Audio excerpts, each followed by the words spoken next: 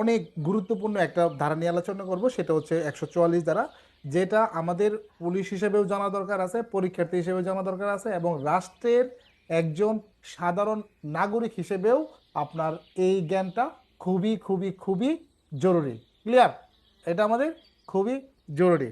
দেখে নেই আমাদের গত ক্লাসের যে রিভিশন। গত ক্লাসে আমরা খুব বেশি ধারা পড়ি নাই, মাত্র আমাদের 4টা ধারা পড়ছিলাম। এর ভিতর প্রথম ধারাটা হলো 139 ক, যেখানে বলা ছিল জনসাধারণের অধিকারের অস্তিত্ব অস্বীকার করা হলে সেক্ষেত্রে পদ্ধতি। আমাদের যখন জনগণ একটা জিনিস অধিকার ভোগ করতেছে, তখন কি একজন দাবি করলে তখন কি পরিণতি হতে পারে, যে যদি জনগণের পক্ষে আসে তাহলে যে ব্যক্তি দাবি করতেছে তারা না করে দিবে এবং তার বিরুদ্ধে আজ স্থায়ী করে দিবে, আপনি ওখানে যাবেন না, ওদেরকে ডিস্টার্ব করবেন না। আর যদি জনগণ হারতে থাকে, এমন সিচুয়েশন থাকে, তাহলে বলবে যে এটা আমার কাছে সিদ্ধান্তের জন্য পেন্ডিং থাক, আপনি একটু দেওয়ানি কোর্ট থেকে পাবলিকের বিরুদ্ধে মামলা করে ওই মামলার ডিগ্রিটা নিয়ে আসেন। এটা হলো একটা প্রসিডিওর। 139-এ কতে এটা বলা আছে।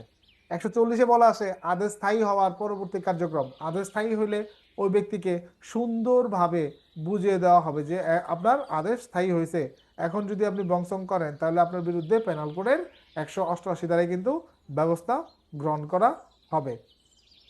এছাড়াও এখানে আপনার যে কাজটা অসম্পন্ন আছে, এই কাজটা সম্পন্ন করাই নিতে পারবে ম্যাজিস্ট্রেট ইচ্ছা করলে। এই ক্ষেত্রে তিনি আপনার টাকা পয়সা খরচ করেও এই কাজ সমাধান করবে, পরবর্তীতে সেটা আদায় করে নিতে পারবে।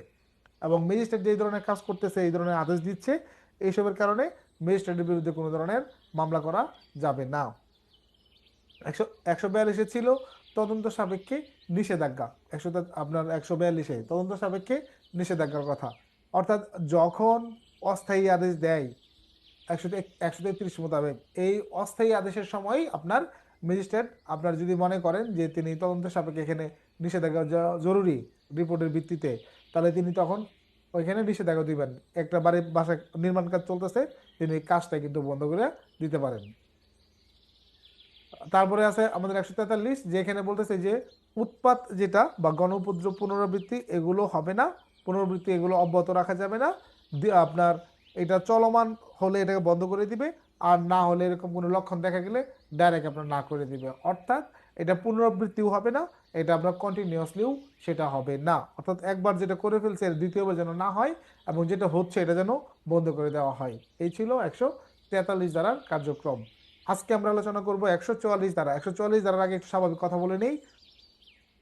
এই 44 ধারা যারা পড়াশোনা করছেন আমাদের সময়কার, আমি বলতে পারি তখন সামাজিক বিজ্ঞানেও ছিল, আপনার বাংলাতেও ছিল।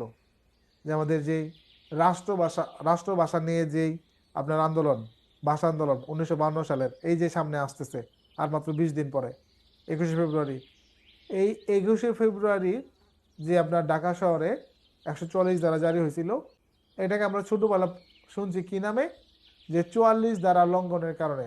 144 যেটা কিন্তু আমরা শুনি নাই। প্রথম দিকে শুনতাম কি, যে 44 ধারা লঙ্ঘন করছে এই জন্য পুলিশ গুলি করছে।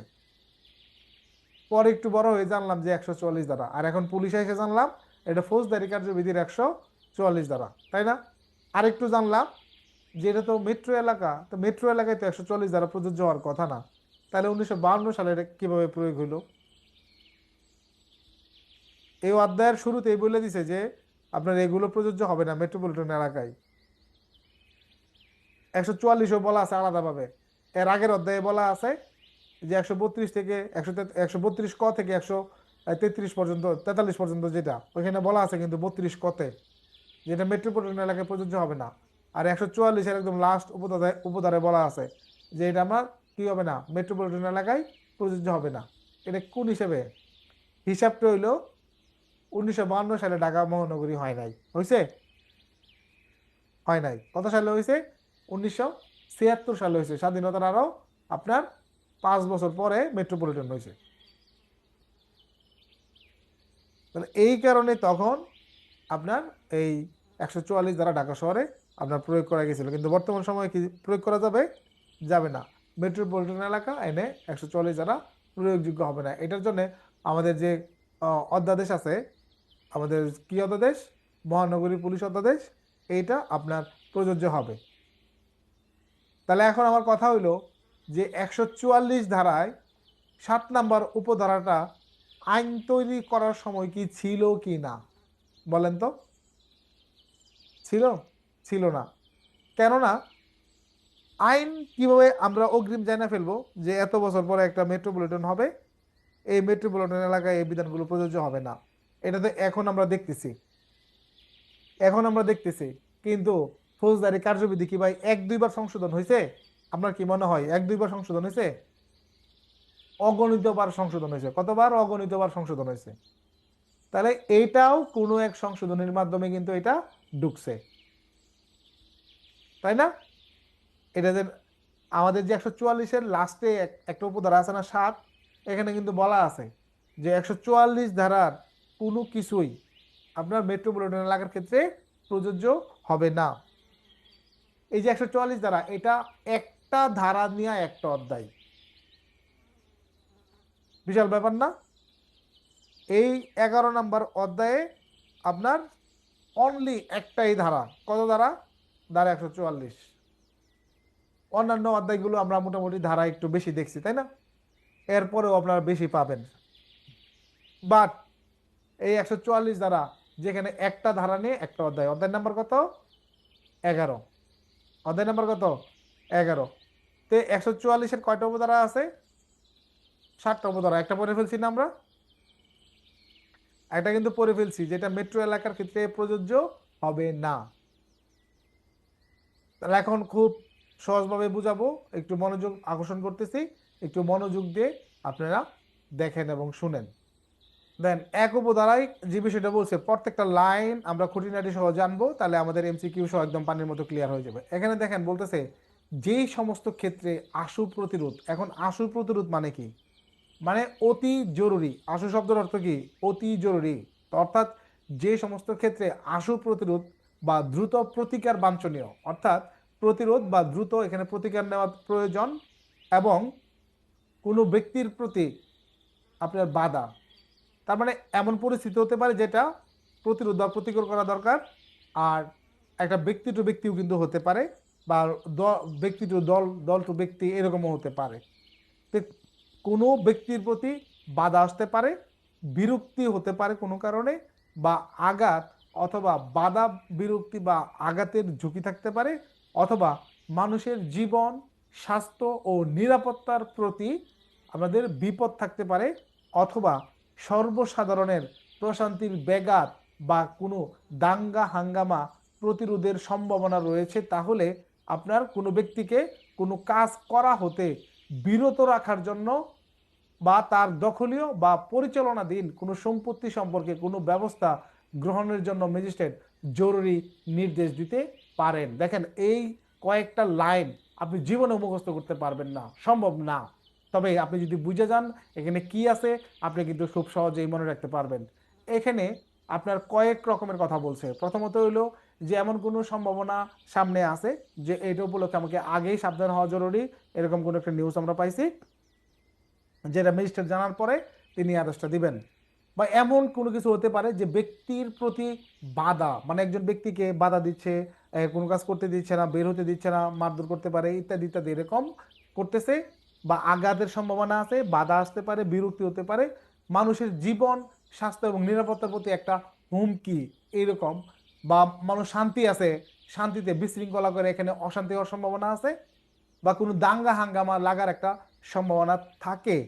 তখন কোনো ব্যক্তিকে, বা এখানে ব্যক্তি বলতে শুধু একজনকে বোঝাবে না, এখানে কোনো ব্যক্তিকে কোনো কাজ করা হতে, মানে একজনকে বোঝানো মানে এখানে পুরো দলকে বোঝানো, বা কোনো গোষ্ঠীকে বোঝানো, বা কোনো পাড়া মহল্লাকে, যেটাই বলেন, বা ওইখানে যারা আসে সবার জন্য এটা বোঝাচ্ছে যে কোনো ব্যক্তিকে কোনো কাজ করা হতে বিরত রাখার, অথবা তার দখলীয় বা পরিচালনাধীন কোনো সম্পত্তি আছে সেটা সম্পর্কে কোনো ব্যবস্থা গ্রহণের জন্য ম্যাজিস্ট্রেট নির্দেশ দিতে পারেন। এখন আমার সম্পত্তি, আমার দখলীয় বিষয়বস্তু ইত্যাদি এই সম্পর্কে যদি ম্যাজিস্ট্রেট আপনার নির্দেশ দেন, সেই নির্দেশ আমি কিন্তু গ্রহণ করতে বাধ্য, এবং এটাকে মানতে কিন্তু বাধ্য। এইটা তাহলে এখন কি ধরনের হবে? ম্যাজিস্ট্রেট কি যা তার ভিতরে সিদ্ধান্ত দিবে, যা ইচ্ছা তাই? আপনার মনে হয় ম্যাজিস্ট্রেট যা ইচ্ছা তাই সিদ্ধান্ত দিবে? তিনি রুলস দেখেই কিন্তু সিদ্ধান্তটা দিবেন। তিনি রুলসটা দেখেই কিন্তু আপনারা কিন্তু সিদ্ধান্ত দিবেন। এই যে বলা আছে না যে ম্যাজিস্ট্রেট জরুরি নির্দেশ দিতে পারবেন, কিন্তু এখানে কি একটা জিনিস গ্যাপ পাইছেন বা কমতি পাইছেন, যে ম্যাজিস্ট্রেট কি ধরনের নির্দেশ দিবেন, কি করতে বলবে আমাকে? জরুরি নির্দেশ তো অনেক রকমের আছে, তাই না? অনেক রকমের আছে না? তো ম্যাজিস্ট্রেট কি ধরনের জরুরি নির্দেশ দিবেন?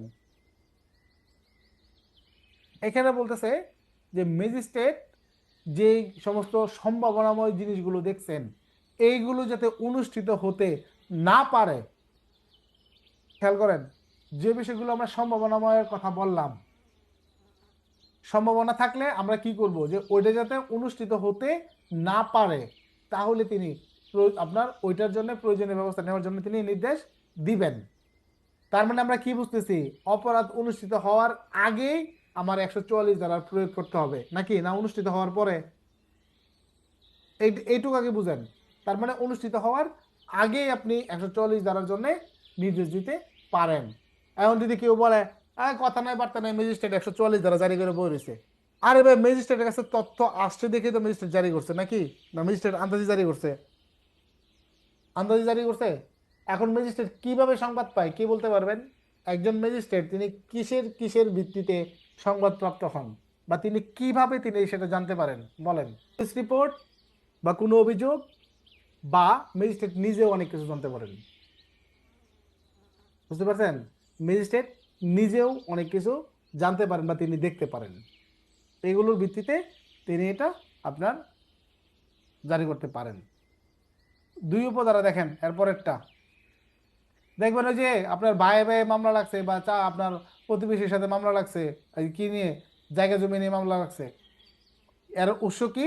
উৎস হইলো যে আগে দেখবেন 144 ধারা জারি করে নিয়ে এসে, 144 ধারা জারি করে নিয়ে গেছে, তারপরে গিয়ে 2 পার্টি কিন্তু ক্ষিপ্ত হয়েছে, তারপরে গিয়ে মনে করেন কোর্টে মামলা করছে, এরকমও হয় কিন্তু।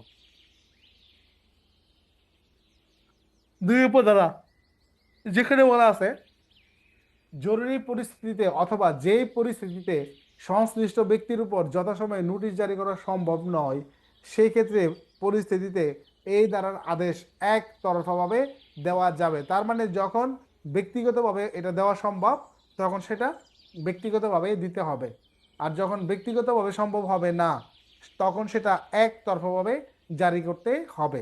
তার মানে 144 ধারার আদেশটা কিভাবে জারি হবে, সবাই হাত নামাবেন। 44 ধারার আদেশটা কিভাবে জারি হবে? 44 ধারার আদেশটা জারি হবে কিভাবে বলেন? যদি সেটা কোনো ব্যক্তির কাছে সরাসরি দেওয়ার সিস্টেম থাকে, সুযোগ থাকে, সরাসরি দিবে। আর না থাকলে কিভাবে দিবে? একতরফা। একতরফা বুঝেন? একতরফা বুঝেন তো? ওয়ান সাইড লাভ, যেটার আরেক নাম হচ্ছে পাগলের সুখ মনে মনে। বুঝছেন? মানে দূর থেকে ভালোবেসে যাওয়া, ওয়ান সাইড লাভ। এইটা দূর থেকেও আপনি কি জারি করতে পারবেন? 144 ধারার আদেশ জারি করতে পারবেন। কিভাবে জানেন? মাইকিং করে না যে আগামীকাল এত ঘটিকা থেকে এত ঘটিকা পর্যন্ত অমুক বাজারের অমুক স্থানে সর্বসাধারণের জন্য আপনার চলাচল বা উপস্থিতি নিষিদ্ধ করা হইলো, এখানে 144 ধারা জারি করা হইলো। মাইকিং শুনেন না এরকম জীবনেও কেউ? শুনছেন? তার মানে এইটাকে বলা হয় একতরফা ভাবে। পুরো মনে করেন যে পুরো এলাকাবাসীর বিরুদ্ধে জানাই দিলেন। এখন একটা গ্রামে 5,000 লোক থাকে, 5,000 লোকের বাড়িতে কি যাওয়া সম্ভব? সিডি নিয়ে সম্ভব না। মাইকিং করে দিলেন, তারপর হচ্ছে লিফলেট টাঙায় দিলেন, দিয়ে দিলেন, এইগুলোর ভিত্তিতে আমরা বুঝতে পারলাম যে জারি করা যাচ্ছে। তার মানে 144 ধারার যে আদেশটা এই জরুরি পরিস্থিতিতে, এই আদেশটা দেখা গেছে কোনো ব্যক্তির প্রতি যদি হয় সরাসরি দেওয়ার মতো তাহলে যদি দিলাম, আর না হলে এটা একতরফাভাবে দেওয়া যাবে। তাহলে ব্যক্তির সাথে কিভাবে হয়? ওই যে আমি বললাম না, দেখবেন যে মামলা আছে, অন্য মামলা বা একটা শত্রুতা শত্রুতা একটা ভাব আছে, তখন কিন্তু এই প্রেক্ষিতে কিন্তু গিয়ে কিন্তু দেখবেন 144 ধারার একটা নির্বাহী ম্যাজিস্ট্রেটের করে একটা মামলা করে রেখে আসে। কারণ সদরে জন আইসি, তাহলে আর বাইস্তার নামে বা বাইকনার নামে একটা মামলা দেওয়া যায়, ওয়ারিশান চা, এটা ওয়ারিশ চা। তাহলে একটা সদরে জন আইসি, তাহলে একটা মামলা দিয়েই যায়। তো কি মামলা দিব? দেন 144 একটা জারি করে দেন।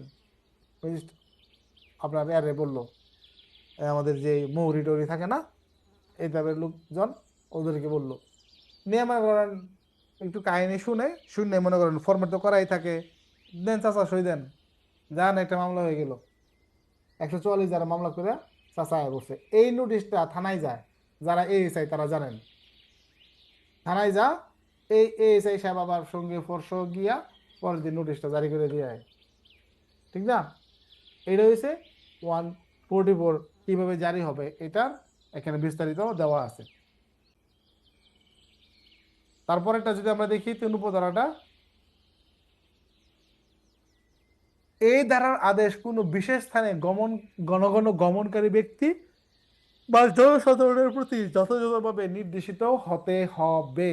তার মানে একটা জায়গায় যারা খুব বেশি যাতায়াত করে ওই সকল ব্যক্তিদের প্রতি বা নির্দিষ্ট যে জনসাধারণ আছে তাদের প্রতি সেটা নির্দেশিত হতে পারে।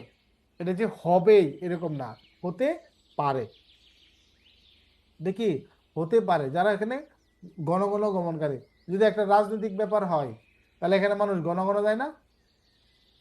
গণগণ যায় কিনা? একটা ক্লাবে মানুষ গণগণ যায় না? তাই না?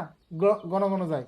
তো এই ক্ষেত্রে গণগণ গমনকারী ব্যক্তি বা জনসাধারণের প্রতি যথাযথভাবে আপনার নির্দেশিত হতে পারে।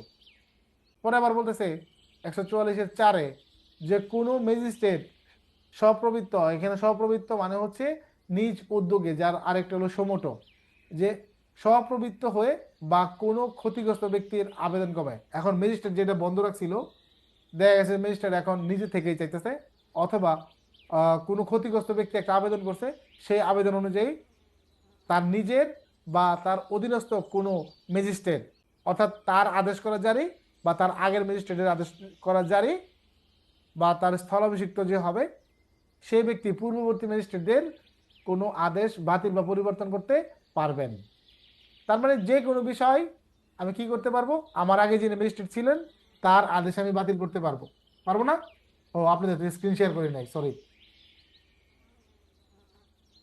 এই যে দেখেন, আমি সমটু ক্ষেত্রে কি করলাম, এই ক্ষেত্রে আমি একটা সমটু হয়ে কিন্তু ম্যাজিস্ট্রেট কি করতে পারবেন, তিনি ম্যাজিস্ট্রেট এটাকে বলবেন যে একজন ক্ষতিগ্রস্ত ব্যক্তির আবেদন করছিল, সেই আবেদন অনুযায়ী তার নিজের, মানে আমি যেটা ম্যাজিস্ট্রেট হিসেবে জারি করছিলাম যে আদেশটা, এই আদেশটা বা আমার সাথে সিনিয়র যে ব্যক্তি থাকবে সে ব্যক্তি বলবে যে আমি তাহলে কি হইলাম, তার অধীনস্থ, তাহলে তার অধীনস্থ, অথবা আমার বদলি হয়েছে, আমার জায়গায় আরেকজন আসবে, তারা আইসা আইসারে কিন্তু আমি যে আদেশটা জারি করে রেখে গেলাম এই আদেশটা তারা বাতিল করতে পারবেন, এই আদেশটা তারা পরিবর্তনও করতে পারবেন, অথবা শেষ দিন পর্যন্ত তারা কন্টিনিউয়াসলি আমার সিদ্ধান্তটা সঠিক হিসেবে চালিয়ে নিতে পারবেন।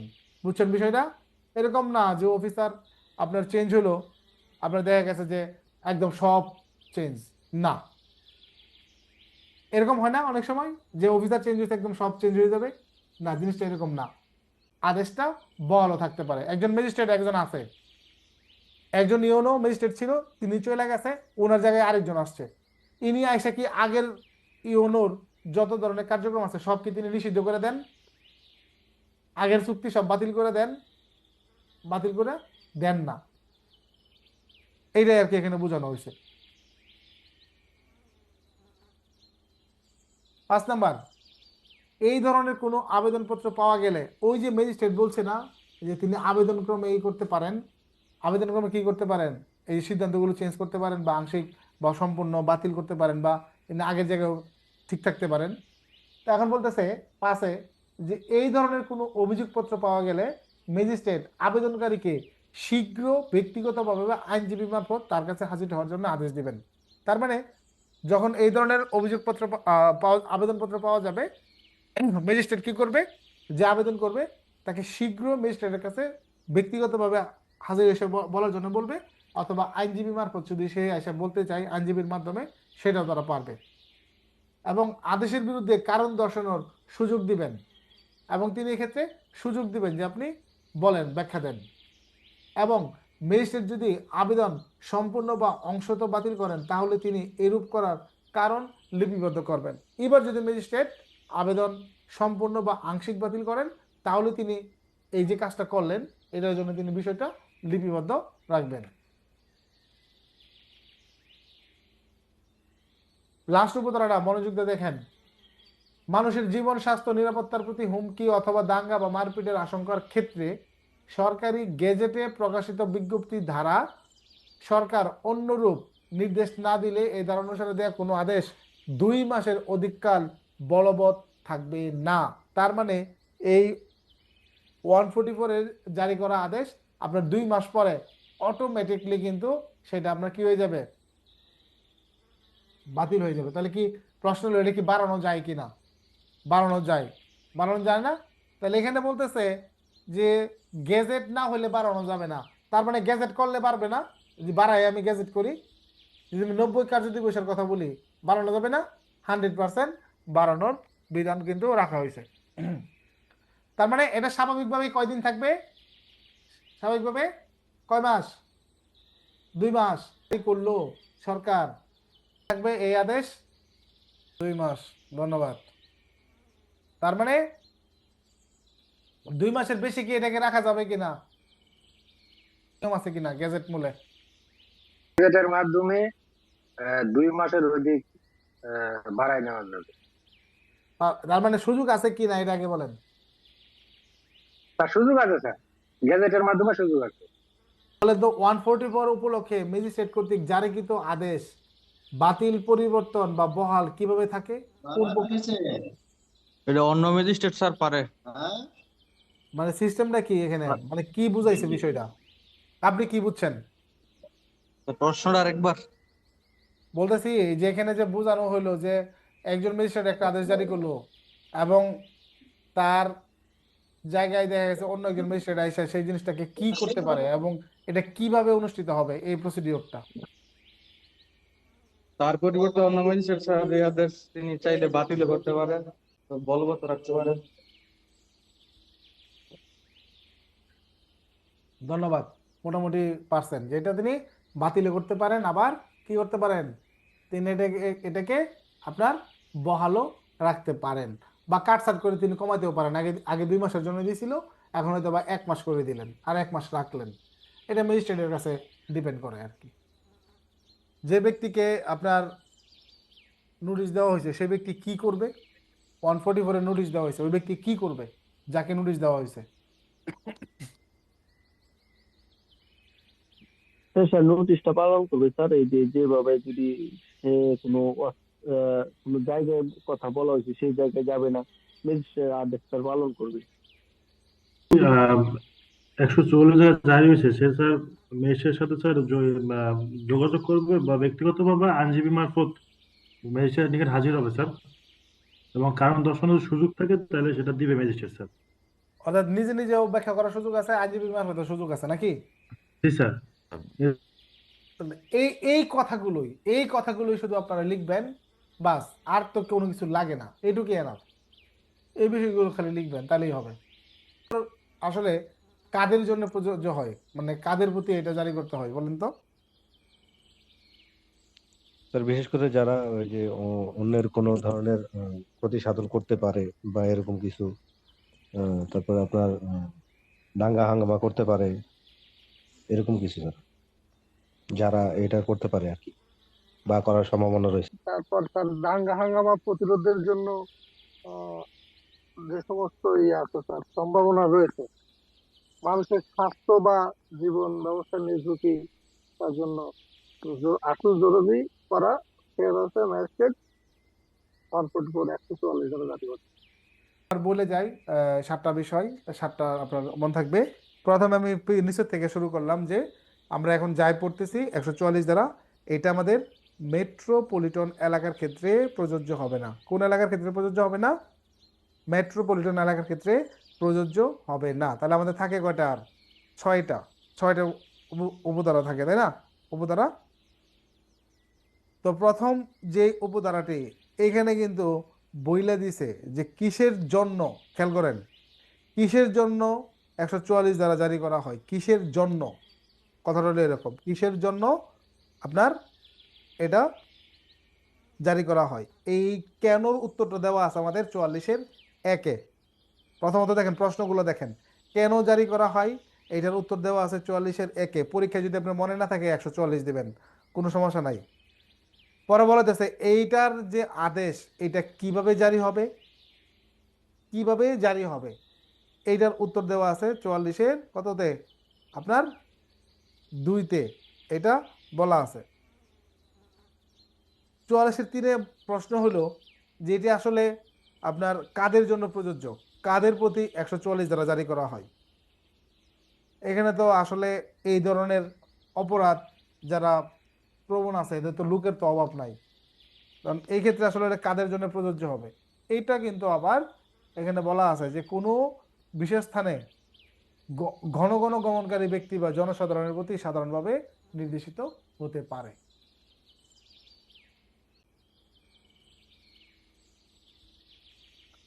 ম্যাজিস্ট্রেট কর্তৃক আদেশ বাতিলের ক্ষমতা 144-এর 4-এ কিন্তু বলা আছে বাতিল করতে পারবেন বা পরিবর্তন করতে পারবেন। তার মানে ম্যাজিস্ট্রেট কর্তৃক আদেশ বাতিল বা পরিবর্তনের ক্ষমতা আলোচনা করুন, তার মানে এই 144-এর 4-এ কিন্তু পাচ্ছি।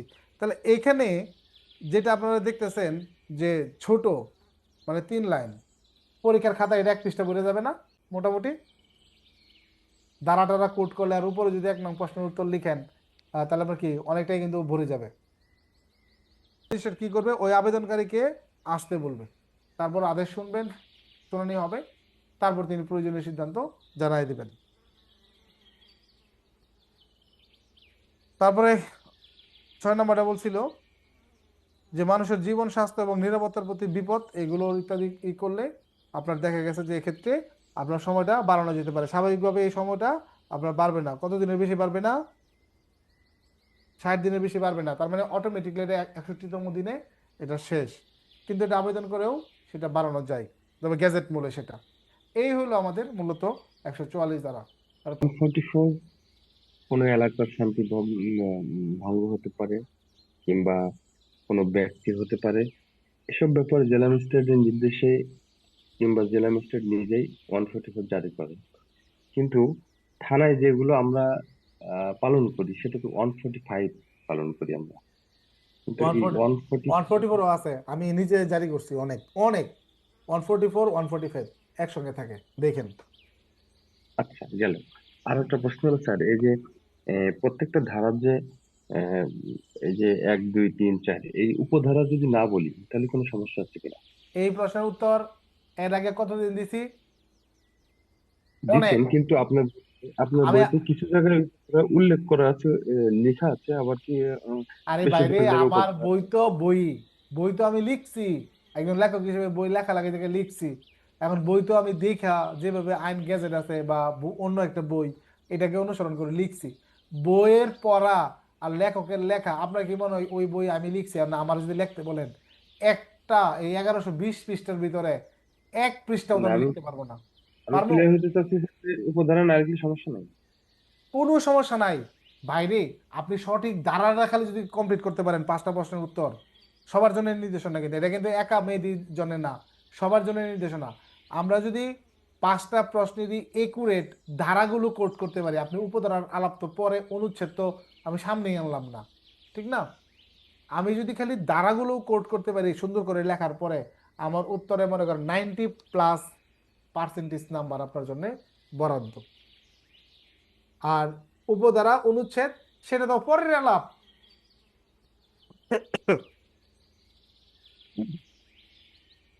প্রথমত হলো আমাকে আগে আইন ঠিক করতে হবে, আইন, যে আমি কোন আইন থেকে উত্তরটা দিব। এরপরের বিষয়টা হলো আপনার উত্তর মিলছে, ফৌজদারি কার্যবিধি হবে এই প্রশ্নের উত্তর, অথবা আপনার ঠিক করলাম কি যে এটা না ফৌজদারি কার্যবিধি না, এটা পুলিশ আইন থেকে, বা আমার এটা হচ্ছে পুলিশ রেগুলেশন থেকে। প্রথমত হলো একটা প্রশ্নের ওই অংশটুকুর জন্য কোন আইন বা কোন বিধি আপনার প্রযোজ্য, এইটা হলো প্রথম একুরেট করা কাজ। এরপরের কাজ হলো আপনি ধারা পর্যন্ত কোট করেন। এরপরের কাজ হলো আপনি এবার আপনার কেরামতি দেখান যে আপনি কি ধরনের রেজাল্ট করতে চাচ্ছেন, আপনি কি উপস্থাপন করতে চাচ্ছেন। বুঝতে পারলাম? আপনি কি উপস্থাপন করতে চাচ্ছেন, কি বোঝাতে চাচ্ছেন, এগুলো আপনার এবার আপনি কারিশমা দেখান। তাহলে কারিশমা যদি আপনি শুরুতেই কেউ দেখাতে চান, সম্ভব? সম্ভব কিনা? সম্ভব না, আমাদের সম্ভব না। তার মানে আমি ধারাটা মোটামুটি কমপ্লিট। এখন মনে করেন প্রশ্ন হইলো জেনারেল ডায়েরি বলতে কি বোঝেন, একদম স্বাভাবিক একটা প্রশ্ন দিয়ে বোঝাই। এখন জেনারেল ডায়েরির যে উত্তর, এটা পুলিশ আইনে আছে না? আছে কি না? আছে। পুলিশ রেগুলেশনে আছে না? আছে। আমাদের ফৌজদারি কার্যবিধির 155 ধারায় উল্লেখ আছে কিন্তু, যে থানায় রক্ষিত আপনার বইতে লিপিবদ্ধ করতে হবে এই ধরনের সংবাদ আসলে। তাহলে এখানে ওইটা ইঙ্গিত দেওয়া আছে। তাহলে এখন আমারে বলেন, জিডির আপনি প্রাধান্য কাকে দিবেন? পুলিশ আইন, পুলিশ রেগুলেশন, নাকি আপনার এই যে যেটা বললাম ওইটা দিবেন, ফৌজদারি কার্যবিধি? কনফিউশন না? তো এই কনফিউশনগুলো আগে দূর করতে হবে, যে আমি এক্ষেত্রে আগে আইন সিলেক্ট করি, তারপর সব। এখন দেখেন, আপনি 3টা দিলে কোনো সমস্যা আছে? আমি 3টাই দিব। সমস্যা আছে কোনো? কোনো সমস্যা নাই। এখন আগে আর পরে কারে দিবেন? মনে রাখবেন, আইন এবং বিধি একসঙ্গে লিখতে গেলে সবসময় আইন উপরে উপরে থাকবে। আইন এবং বিধি একসঙ্গে লিখতে গেলে আইন। এসআই এএসআই, এএসআই যতই সিনিয়র হোক, তার নাম কি সিসিতে এসআই এর উপরে উঠবে? উঠবে? উঠবে না।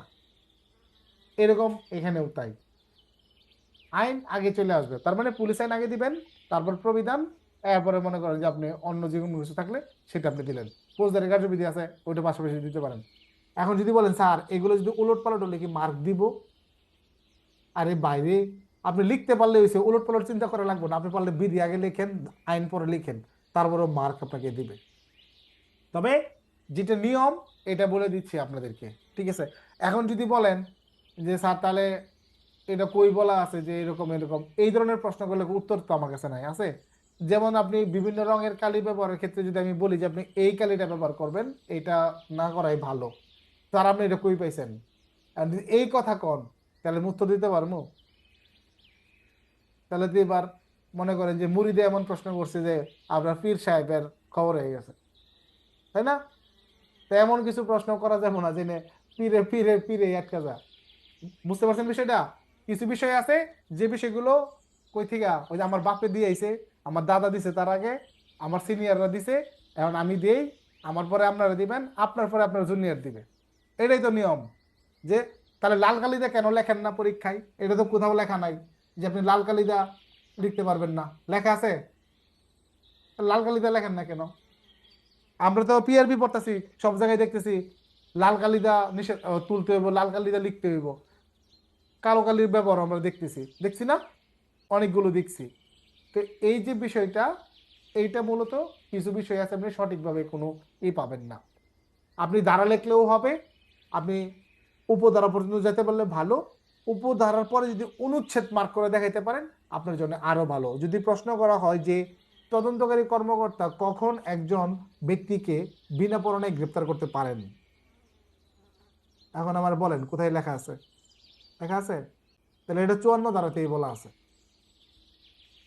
54 ধারাতেই বলা আছে না যে আপনার এই যে 1 নাম্বার যে এটা, এই 1 নাম্বারটা ভাঙছে না, 3টা ভাগ করছে না এবার 25 সংশোধনীতে। তো এইখানেই কিন্তু পরিবর্তনটা আনছে, যে এখানে আপনার ডাইরেক্ট যদি কেউ এরকম অপরাধে অভিযুক্ত হয়, তারে ধরলো, তারপরে যদি পানিশমেন্ট 7 বছর পর্যন্ত বা 7 বছরের ঊর্ধ্বে হয়, পরে কিছু নিয়ম দেখতে হয়। তো তদন্তের যখন বিঘ্ন দেখা দিবে, বাধা বিপত্তি মনে করবে, তখন তদন্তকারী অফিসার ওই ব্যক্তিকে গ্রেপ্তার করতে পারে। এখন এটা কিন্তু 54 ভিতরে আছে, 54 একের ভিতরেও আছে, আবার 54 একের যে 3টা অংশ আছে, এই 3টা অংশের দ্বিতীয় বা তৃতীয় অংশেও কিন্তু আছে। তাহলে এখন আপনি ঠিক কতটুকু গভীরে গিয়ে উত্তর কোট করবেন, এটার উপরে ডিপেন্ড করবে আপনি রেজাল্ট কেমন করবেন। বুঝতে পারলাম? যদি মিডিয়াম মানের রেজাল্ট করতে চান, ওই যে জনবল প্রত্যাশী, তাহলে আপনাকে 54 দ্বারাই আনা হয়ে গেল। আপনি বলতেছেন না, জনবল হইলে হোক না হলে না হোক, আমার পদোন্নতি দরকার, তাহলে আপনি 54 ক্লোজ ব্র্যাকেটে 1, এরপরে গিয়া এর অনুচ্ছেদ ক বা খ বা গ বা প্রথমত দ্বিতীয়ত বা তৃতীয়ত যে অনুচ্ছেদ আছে, এই অনুচ্ছেদ পর্যন্ত আপনি উল্লেখ করলেন। তাহলে এখন আপনি বলেন 54 ধারার 1 উপধারার প্রথম অনুচ্ছেদ বা দ্বিতীয় অনুচ্ছেদ বা তৃতীয় অনুচ্ছেদ, এইটা উল্লেখ করলে সঠিক হওয়ার পরে যে মার্ক পাবেন। আর আমি শুধুমাত্র লিখে দিলাম 54 ধারা, তাহলে কারটা উত্তর ভালো হবে বলেন?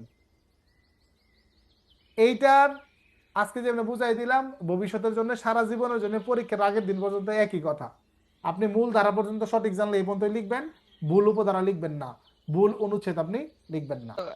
যদিও 44 ধারাটা পড়ছি, বুঝলাম স্যার যতটুকু। তারপর স্যার একটু মানে জানতে চাচ্ছিলাম যে স্যার ওই যে ওই 44 ধারার সাথে বলা আছে যে মহানগর এলাকায় প্রযোজ্য নয়। হুম এক্ষেত্রে স্যার দেখলাম যে আমরা তো যতটুকু জানি যে 5ই আগস্ট মানে 2024 সালে 5ই আগস্টের পরে যে বিভিন্ন ধরনের আন্দোলন হয়েছে স্যার আমাদের ঢাকা শহরকে কেন্দ্র করে, বিশেষ করে সচিবালয়কে কেন্দ্র করে স্যার। হ্যাঁ এই যে সচিবালয়টা, ওই যে আমরা অনেক সময় টিভিতেও দেখতাম যে 144 ধারা জারি সত্ত্বেও আন্দোলনকারীরা ভিতরে প্রবেশ করতেছে, যতটুকু জানছি বা দেখছি স্যার আমি। ঠিক আছে, ঠিক আছে, হ্যাঁ কথা ঠিক আছে। এখন ঘটনা হয়েছে, যারা প্রচার করতেছে এরা তো মেট্রোপলিটন অধ্যাদেশের বিধিটা জানে না, বোঝা গেছে?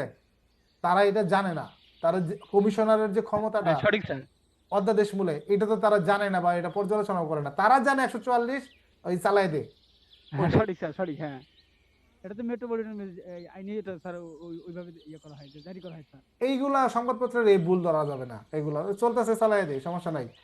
প্রশ্নটা হচ্ছে, আহ, আমরা যখন থানায় ছিলাম স্যার, অনেক ক্ষেত্রে দেখা যাইতো যে শান্তি শৃঙ্খলা বজায় রাখার জন্য বা কোনো অপ্রীতিকর ঘটনার জন্য কেউ যদি অভিযোগ দিত, তো সেখানে আশু ওই ওই জায়গার ওই সহিংসতা বা যে কোনো ধরনের সমস্যার জন্য আমরা বিজ্ঞ নির্বাহী ম্যাজিস্ট্রেট মহোদয়ের কাছে অভিযোগের ভিত্তিতে 144-45 একই সাথে আসতো। তো 144টাকেই আমি ধরতেছি যেহেতু স্যার পড়ান, তো সেক্ষেত্রে আমরা জমির উপরে যাই নোটিশ জারি করে আসতাম এবং তাকে ওই 144 ধারার মর্ম মোতাবেক বিধিনিষেধ শুনে আসতাম। কিন্তু স্যার এখানে একটা কথা দেখা যায় যে সরকারি বিজ্ঞপ্তি প্রকাশের মাধ্যমে যে গেজেট, এইটা যে 144 ধারা যদি এখানে প্রকাশিত হয় এই বিজ্ঞপ্তির মাধ্যমে, এইটা মূলত এই 144 ধারাটা কে আর কি জারি করেন? যদি 144 ধারা জমি জমার ক্ষেত্রে আমরা স্যার বিজ্ঞ নির্বাহী ম্যাজিস্ট্রেট করে থাকেন, তাহলে এইখানে সরকারি বিজ্ঞপ্তির মাধ্যমে এটা কে করেন? ওকে, সরকারের শাখা আছে, নির্বাহী বিভাগের শাখা আছে, তথ্য মন্ত্রণালয় আছে, জেলা তথ্য অফিসার আছে, তাকে ওই অর্ডারে নির্দেশ দেওয়া থাকে যে জেলা তথ্য অফিসার বিষয়টি সর্বসাধারণের অবগতির জন্য অবগত করবেন। তখন দেখবেন তথ্য তথ্য অফিস থেকে মাইকিং করা হয় এবং অফিসার ইনচার্জে অনুলিপি দেওয়া হয়। তথ্য অফিসার জীবনে মাইকিং করতে আসে না, এই ক্ষেত্রে ওসি সাহেব খালি একটা নোটিশ টানায় দেয় বা কয়েকজনে জানাই দেয়, এই দারোগা দু একজনকে কয়ে দেয়, এই এই দারোগার কোয়াতেই মনে করেন যে পুরো মহল্লা যায় না যায়, বুঝছেন না? আর মাইকিং একটা করে দেয়, এইটুকুই মাইকিং করে দেয়। কারণ বলতে পারেন কে করে, থানার ওসি মনে করেন মাইকিংওয়ালারা বলে দেয় দোকানে যে আপনি মাইকিং ব্যবস্থা করেন, বা একজন এসআই রে ভাই এই সাইডে বলে, যার বিট এলাকায় পড়ে ওই বিট অফিসার প্রয়োজনীয় ব্যবস্থা নেন। প্রশ্ন স্যার, ওই আপনার সিআরপিসি 206 থেকে কি 336 পর্যন্ত এই ধারাগুলো কি স্যার পড়তে হবে না নাকি? কত? না না, এগুলো লাগবে না, এগুলো আপনাদের দরকারই নাই, প্রয়োজনই নাই। ও, আচ্ছা স্যার, এই জানার জন্য। আজ পর্যন্ত কোনোদিন এদিক থেকে প্রশ্ন আসে নাই, দরকারই নাই। নতুন নতুন স্বাক্ষর করে আদেশ জারি করতেন, দেখছেন না? জি জি জি।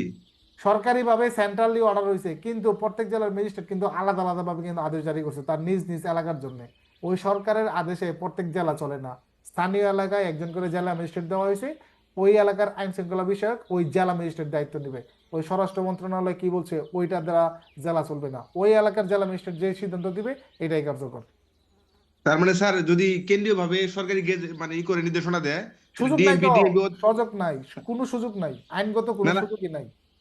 না, ওটাই তো স্যার ফলো করে পরে ডিএমপি অধ্যাদেশে চলে আর জেলা পর্যায়ে ম্যাজিস্ট্রেটরা আদেশ করে স্যার। সঠিক, ওইখানে লেখা থাকবে না যে কেন্দ্রীয় আদেশ মূলে এই করছে, বুঝছেন? ওইখানে তিনি তার নিজ জেলা পর্যালোচনায় আইন শৃঙ্খলা পরিস্থিতি তিনি অনুভব করছেন, অনুভব করে তিনি এই সিদ্ধান্ত নিয়েছেন, আদেশে এই কথা লেখা থাকবে।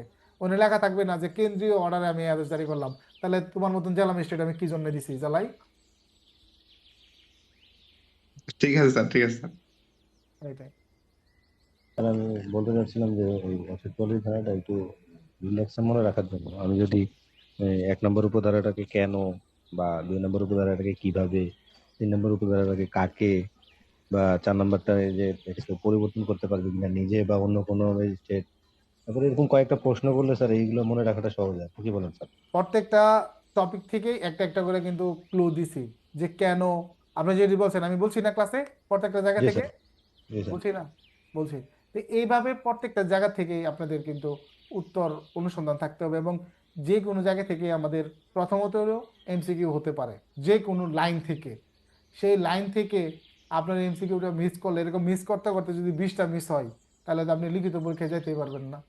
দ্বারা এসে স্যার এ দ্বারার আদেশে বিশেষ স্থানে গমন ঘন ঘন গমনকারী ব্যক্তিকে স্যার তার প্রতি নির্দেশে মানে সে যদি অভিযুক্ত হয় স্যার, তাকে কি স্যার এই সরাসরি এই আদেশ জারি করবে স্যার? তার সরাসরি তাকে নির্দেশ দিবে নাকি এটা তার মাধ্যমে জনসাধারণকে নির্দেশ দিবে স্যার? আচ্ছা বলি আমরা, এটা 144 দ্বারা কিন্তু ব্যক্তি টু ব্যক্তিও হতে পারে, আবার অনেক সময় রাষ্ট্র কর্তৃক আপনার রাষ্ট্র বনাম আপনার জনগণও কিন্তু হতে পারে, এরকম হতে পারে, বুঝছেন? সরকার বনাম জনগণও হতে পারে।